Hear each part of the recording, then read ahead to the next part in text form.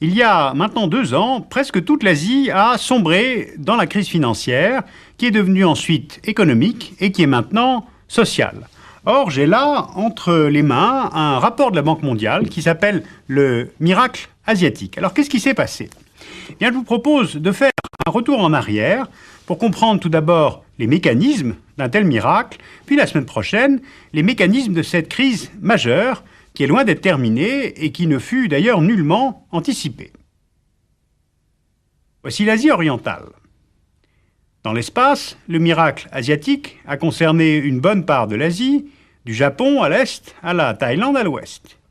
Dans le temps, le miracle tient aussi au fait que les choses ont été très vite. En 1960, les pays d'Asie représentaient au total environ 5% du PIB mondial. En 1996, juste à la veille de la crise financière, ils pesaient 27% du PIB mondial. Alors ça ne veut pas dire que tout le monde était devenu riche, ni que la redistribution de la richesse produite y était satisfaisante. Non, cela veut dire que plusieurs pays de la région avaient rompu le cercle vicieux du sous-développement et avaient trouvé une recette vers la croissance. Alors essayons de comprendre comment a fonctionné le miracle asiatique en reprenant l'allégorie japonaise dite du vol d'oie sauvage. Postulat de départ, la fréquente absence de matières premières dans la région de l'Asie interdit tout repli sur soi et conduit à un développement extraverti, c'est-à-dire impose une ouverture au commerce international. Cela favorise une stratégie d'industrialisation par les exportations, et ce en 3 phases. D'abord, les pays importent les produits manufacturés pour répondre à une demande intérieure naissante.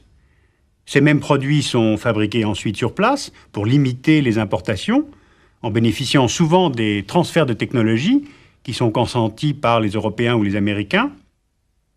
Ensuite, fabriqués sur place, ils sont réexportés, ces produits, moins chers, vers les pays industriels. Alors le Japon, le premier, se dote de cette manière d'une panoplie industrielle complète, textile, automobile, électronique, informatique, et il devient, vers la fin des années 60, un grand de l'économie mondiale. Et à ce titre, il est le tout premier, économiquement, en Asie.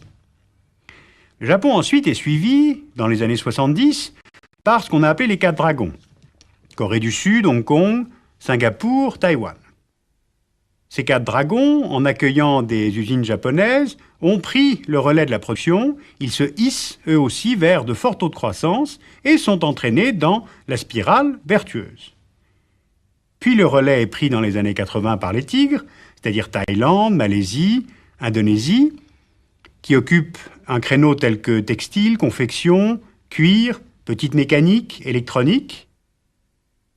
Dans cette décennie survient aussi la Chine, surtout la Chine côtière, qui arrive à temps pour tirer profit de la réforme économique lancée par Deng Xiaoping en 1977. Enfin, dans les années 90, vient le Vietnam et, à un degré moindre, les Philippines. En 1996, c'est-à-dire juste à la veille de la crise financière, la plupart de ces pays connaissent des taux de croissance très élevés, avec en moyenne, si on prend les chiffres de la Banque mondiale, 10% en Chine, 9% en Thaïlande, 8,5% en Malaisie, 8,3% en Corée du Sud, 8% en Indonésie, 7% au Vietnam et 6,6% à Taïwan. Alors je vous rappelle tout de même qu'en Europe, nous sommes pendant ces mêmes années en moyenne entre 0,5 et au mieux 3% de taux de croissance. Alors plusieurs facteurs combinés ont favorisé cette croissance en Asie. D'abord la main-d'œuvre.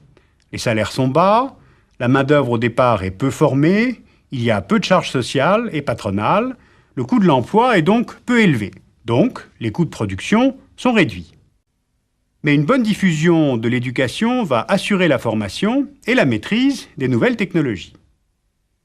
Ensuite, la valeur des monnaies de ces pays est légèrement surévaluée, ce qui réduit le coût des produits à importer qui sont nécessaires à la production. Et comme les monnaies de ces pays sont indexées sur le dollar, elles ne subissent pas les fluctuations de la monnaie des États-Unis. L'épargne, privée ou publique, est dirigée vers les investissements productifs. Parfois, elle est même prélevée avant salaire, elle est mobilisée parfois sous la contrainte de l'État, et cela désigne d'ailleurs souvent un État dirigiste, comme avant les démocratisations de la Corée et de Taïwan à partir de 1985. Alors tous ces avantages, la monnaie, la main-d'œuvre, une épargne mobilisable, aident logiquement à la croissance de la production d'abord, des exportations ensuite, donc du PNB. C'est ce cercle vertueux que la Banque mondiale a appelé le miracle asiatique. Cette croissance stimule la demande intérieure, l'individu dispose d'un pouvoir d'achat augmenté et se découvre subitement le besoin de s'équiper en frigo, mobilette, médicaments, la collectivité réclame des routes et des hôpitaux, et aussi la demande extérieure, puisque les produits asiatiques sont très compétitifs, et c'est notamment pour cela qu'ils sont importés largement par les États-Unis et par l'Europe dans les années 80. Et comme la demande intérieure comme extérieure est forte, il faut accroître la production. Donc, on augmente les importations de matières premières et l'énergie nécessaire à cette production. Or, ces importations, cette énergie, il faut les financer. Et comme le schéma de croissance inspire confiance, marchés, banques, investisseurs, les banques asiatiques obtiennent sans difficulté des crédits sur les places financières internationales pour financer les entreprises locales. C'est pour cela qu'un très grand nombre de prêts ont été consentis au début des années 90, des crédits privés à court terme et à faible taux d'intérêt. Viennent aussi les investissements, car ces faibles coûts de production attirent les entreprises américaines ou européennes qui viennent se délocaliser là et pas ailleurs. Alors si on résume maintenant ce schéma, on a donc des bas salaires, de faibles coûts de production, des monnaies un peu surévaluées, tout cela contribue à une croissance soutenue. La croissance facilite l'accès au crédit et attire l'investissement. L'investissement permet de financer l'augmentation de la production, qui reste bon marché, grâce à une main-d'œuvre peu coûteuse et grâce à la stabilité du dollar. Voilà, la boucle est bouclée. Alors ce qui a été miraculeux, ce fut bien sûr la rapidité, mais aussi le fait que toute une région a été concernée, à l'exception du Laos, du Cambodge et de la Birmanie. Le bon instrument de mesure de ce miracle, c'est cette croissance du PIB par tête, la plus rapide dans le monde, entre 1960 et 1985. Cette croissance est appuyée sur une stratégie intelligente de développement, laissant fonctionner en même temps le marché, l'État et les cultures nationales.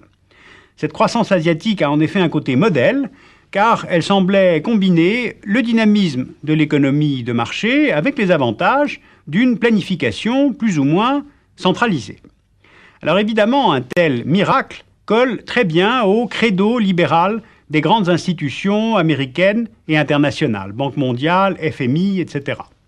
Et si cette recette pour le décollage économique a bien fonctionné, la crise qui survient en 1997 casse les certitudes libérales d'au moins deux manières. D'abord parce que personne à peu près n'avait vu venir la crise, la chute. Ensuite, parce qu'il est clair qu'il manque au moins deux ingrédients à cette recette miracle. D'abord, il faut une meilleure redistribution des richesses produites au sein des économies des pays émergents. Et puis, il faut plus largement une régulation du système financier et monétaire international. Bien, alors maintenant que vous avez compris la spirale vertueuse de ce miracle asiatique, la semaine prochaine, j'essaierai d'expliquer l'inverse, la spirale vicieuse, en prenant au départ cette crise de confiance qui démarre en Thaïlande en 1997. En effet, comment est-on passé de la confiance à la défiance ?